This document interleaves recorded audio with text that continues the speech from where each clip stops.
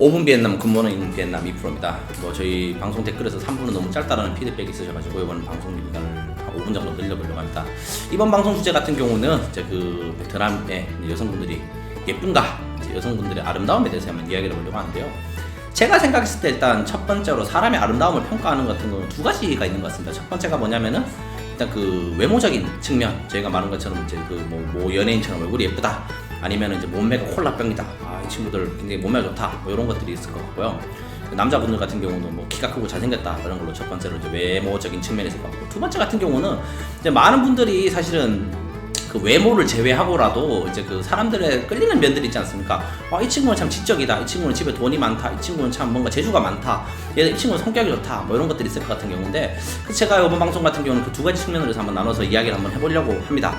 일단 첫 번째로 봤을 때 외모가, 일단 저희가 봤을 때 그 외모라고 하는 거죠. 이제 아름다움을 평가할 때 외모에 대해서는 제 느낌상으로는 충분히 예쁜 것 같다라는 생각이 듭니다. 일단 그 이유가 뭐냐면은, 첫 번째가 뭐냐면은 이 나라 사람들 같은 경우는 나라가 습하고 이제 좀 이게 날이 덥다 보니까 이제 그 화장이라든지 이런 기술이 좀 많이 떨어져 있고요. 두 번째 같은 경우가 이제 뭐 수술을 받는 분도 많이 있긴 하지만 이제 그 태어났을 때부터 원판이랑 뭐 많은 분들 같은 경우가 실제로 크게 변동이 없습니다. 그게 뭐냐면은 저희가 한국도 그렇고 많은 분들이 생각하시니까 한국 같은 경우는 워낙 화장 기술이라든지 성형 기술이 발달을 해가지고 이제 그 비포 애프터가 차이가 나는 경우가 있지 않습니까? 근데 베트남 같은 경우는 대부분 다 그런 의미로서는 뭐 화장하는 것 치고는 뭐 길 가시는 분들 보면은 외모가 좋은 것 같다라는 게 일단 첫 번째 생각이고요. 두 번째가 뭐냐면은 외모 같은 경우가 뭐 제가 인종차별주의라든지 이런 건 아니지만 저희가 느끼기에 저희가 그 동양 사람들 외모, 특히 한국 사람들의 외모가 너무 차이가 많이 나게 되면은 약간 좀 위화감이 들거든요. 저 개인적인 경우 같은 경우는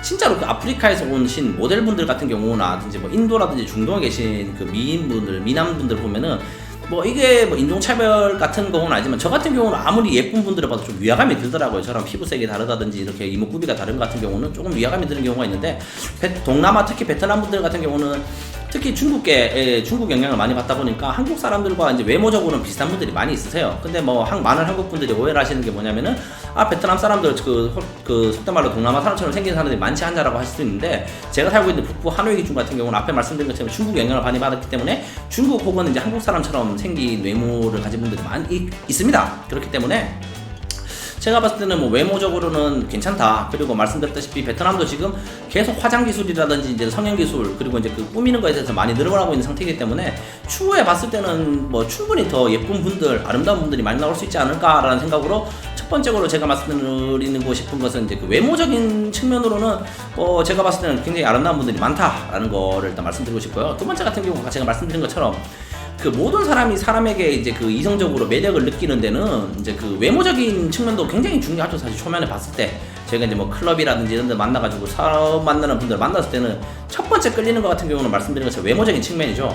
하지만 저희가 사랑에 빠지게 하는 요인 같은 경우는 단순히 외모적인 측면을 제외하고 여러 가지가 있지 않습니까? 예를 들어 말씀드린 것처럼 뭐 재력이 될 수도 있고 성격이 될 수도 있고 이제 말이 통하는 교감이라든지 이런 것들이 있을 건데, 제가 봤을 때 이런 의미로는 참 베트남 분들과 한국 분들이 연애라는 거에 대해서는 조금 더 힘이 드는 점이 있지 않을까라는 생각이 많이 듭니다. 그런 의미로 진짜 결론에 다시 말씀드리겠지만 한배 커플 같은 경우, 특히 또 한국이나 베트남에서 결혼하신 분들 같은 경우는 진짜 대단하신 분들이라는 걸 먼저 말씀드리고 싶네요. 그 이유가 뭐냐면은 일단 첫 번째로 언어적인 장벽이 있죠. 아무리 저희가 뭐 베트남어가 모국어가 아니고 그 사람들이 한국말이 모국어가 아니기 때문에 여기는 많습니다. 사실 한국말을 하시는 분들, 뭐 영어를 쓰시는 분들, 베트남어를 쓰시는 한국 분들도 많지만 그 언어의 본질적인 것들 있지 않습니까? 저희가 그 한국말, 제가 이렇게 5분 동안 떠들고 있을 때는 사실 저는 말이 아프고 목이 아픈 거지 그렇게 에너지 쓰는 건 없습니다. 저희가 생각하지 않고 그러니까 바로바로 만 내뱉을 수가 있지만, 근데 외국 사람들과 그 다른 외국어, 모국어가 아닌 말로 소통하는 자체가 사실은 엄청나게 에너지를 쓰고 있거든요.